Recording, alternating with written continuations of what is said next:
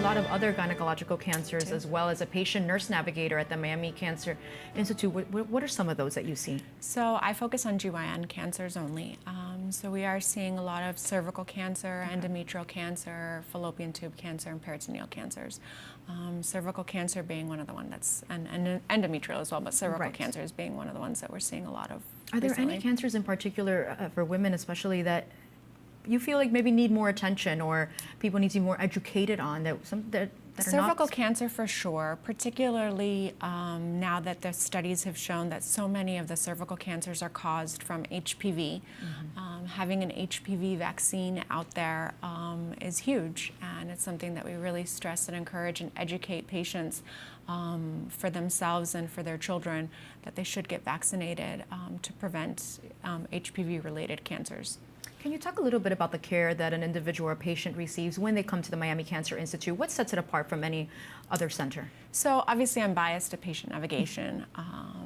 All cancer patients that come into Miami Cancer Institute will be assigned a site-specific expert nurse navigator who will basically guide them through the continuum of their entire cancer journey.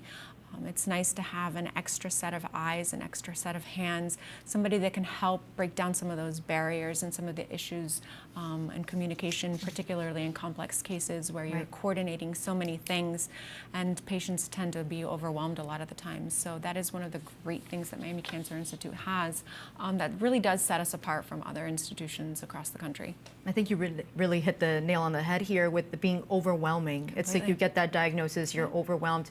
And it's not just a medical navigation.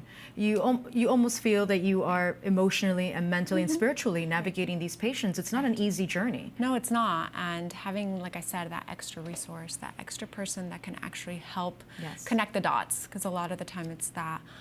You know, there's a lot of issues. Language barriers tend to be one of them here in Miami with a lot of, you know, Spanish speakers only.